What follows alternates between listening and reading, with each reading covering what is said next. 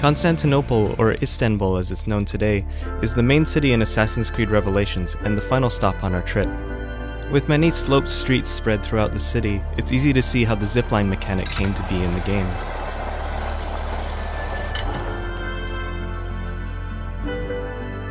First, we stop by Galata Tower, which is a rare case where the real thing looks smaller than the game. It feels like the devs may have increased the in-game height so that it's more fun to climb. The tower makes a few appearances in the game, like when a fake Sofia is held hostage, or when Ezio explores the caverns beneath the tower in search of a Masyaf key.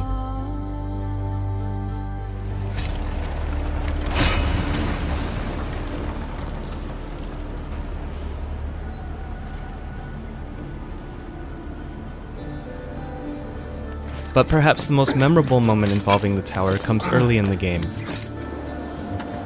Welcome to Constantinia, Ezio, the crossroads of the world. The top of the tower offers a beautiful view of the historic area of Istanbul in the distance, across from the Golden Horn Inlet.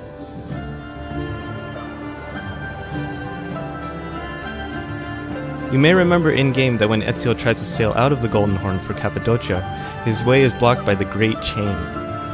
This chain really did exist, and we visited a nearby naval museum that had pieces of it. Ezio gets around the chain by blowing up one of the attach points. In real life, there's one case where the chain was broken by ramming into it, and two cases where fleets circumvented the chain by being brought around it over land at night, sometimes using greased logs.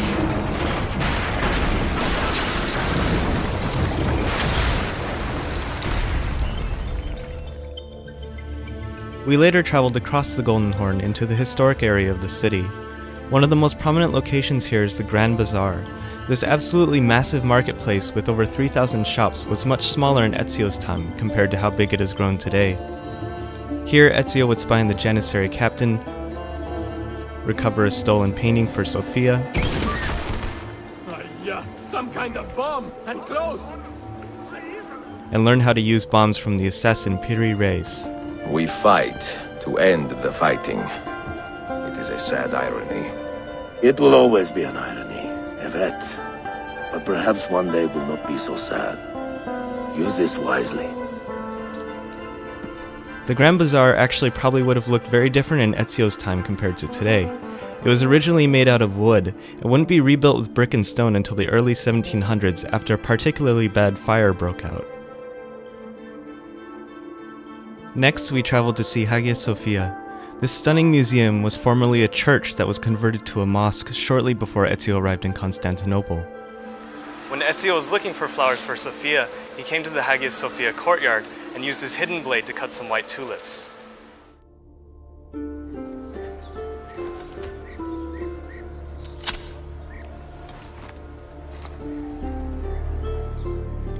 Ezio would later explore the interior and recover the armor of the Ottoman assassin Ishak Pasha.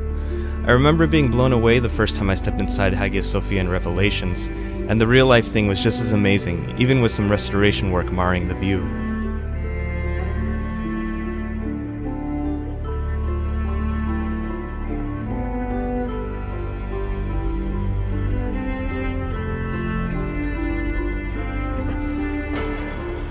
This has always been one of my favorite landmarks to explore in the games, and it remains one of the highlights of the entire trip for me.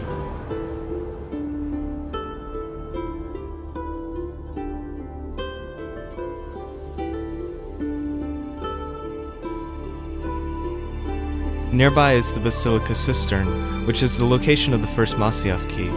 What's interesting is that the low water levels and walking platforms that you see here today are the result of a recent renovation done in the 1980s. Prior to that, you had to tour the cistern by boat, and in Ezio's time it's actually quite unlikely that the water levels would be as low as they are depicted in the game. Like the Grand Bazaar, the in-game location seems to resemble the modern day more than it does the past. It's much more likely that Ezio would have had to swim his way through to find the Masyaf key. Next, we headed to the Hippodrome, or what was left of it. In ancient times, the Hippodrome was used for chariot races, though by Ezio's time it had fallen into disuse and ruin. Ezio and one of his recruits would tail the Thespian to here, and Ezio would also meet with Yusuf here to discuss preventing an attack on Prince Suleiman. A pleasant surprise, Ezio. We should trade stories if I'm not dead by this time tomorrow. Suleiman, of course, spent much of his time in Topkapi Palace, the heavily guarded residence of sultans that Ezio and the Ottoman assassins would infiltrate dressed as minstrels.